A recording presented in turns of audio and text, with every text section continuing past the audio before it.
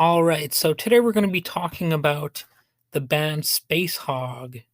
So the members are Royston Langdon, who is on bass and vocals, Anthony Langdon, which would be the rhythm guitarist and vocals as well, Johnny Cragg on drums, and Richard Steele on lead guitar. So the band is mostly known for the song In the Meantime, which appeared on their debut album Resident Alien as the opening track and really earned Spacehog their fame, and that would include, back at that era, appearances on MTV.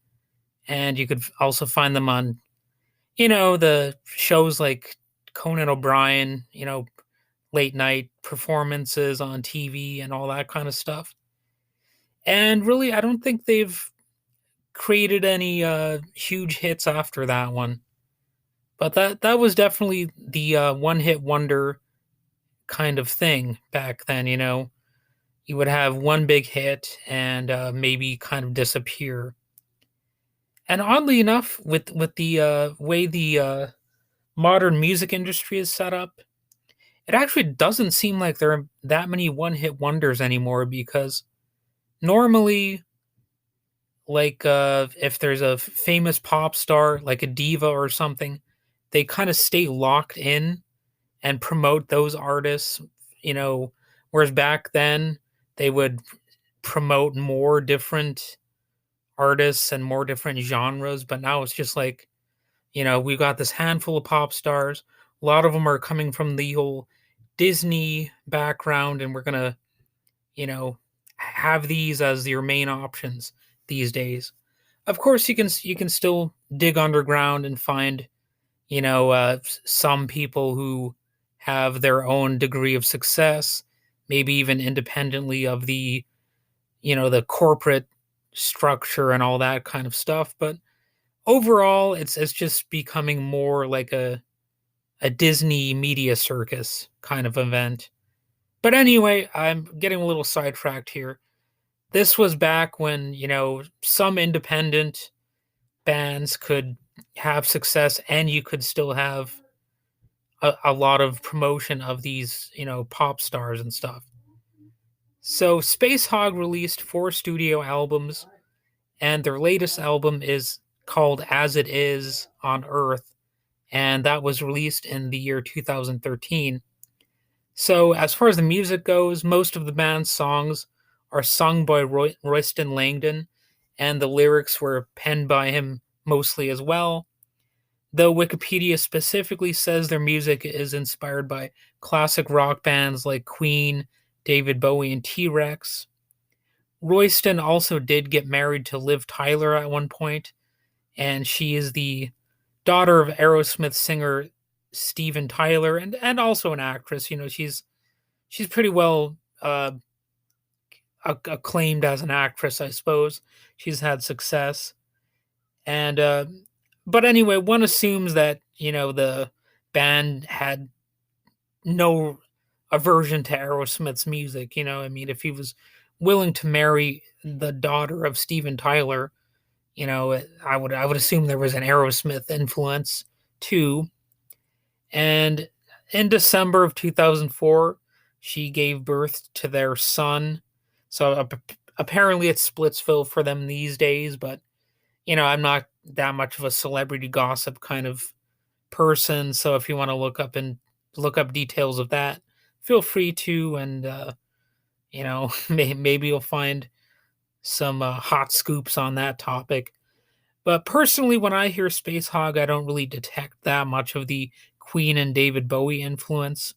But maybe that's just me. Maybe you'll be like, well, that's stupid. It's obvious. You can obviously hear it.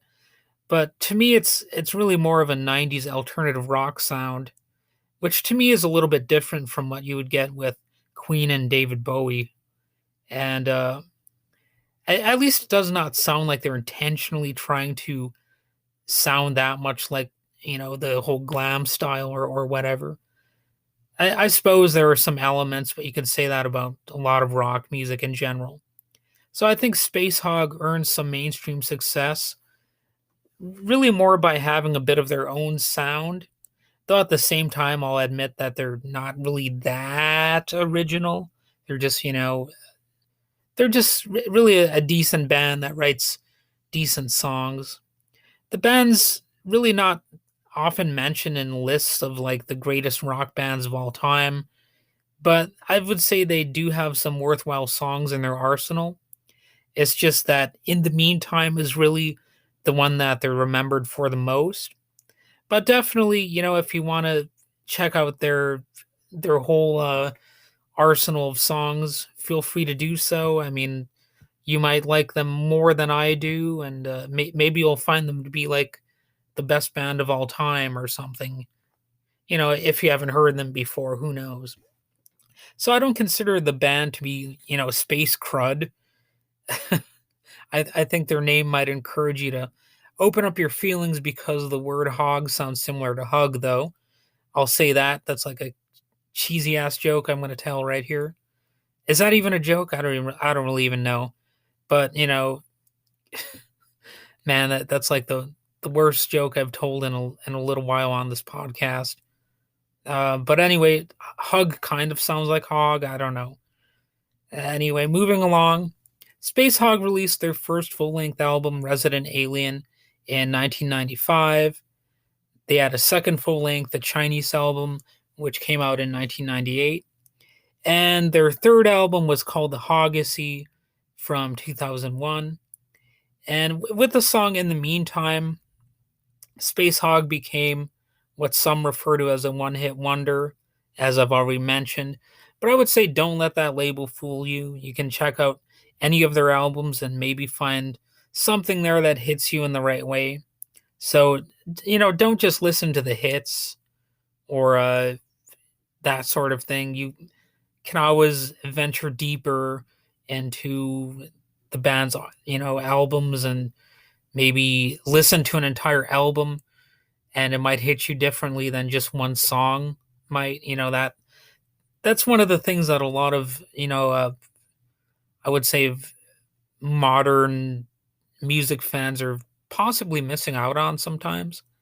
I think right now it's more about the song than the album. Whereas, back in the day, you could still make mixtapes, of course, or mix CDs or whatever, have playlists. But there was something special about listening to an album in its entirety, and maybe you would skip a few tracks or something if you weren't in the mood. But it's just a little bit different to hear an album like that. And it seems like Space Hog might be one of those bands that you could enjoy more in that kind of context. So anyway, I'm really out of things to say about them.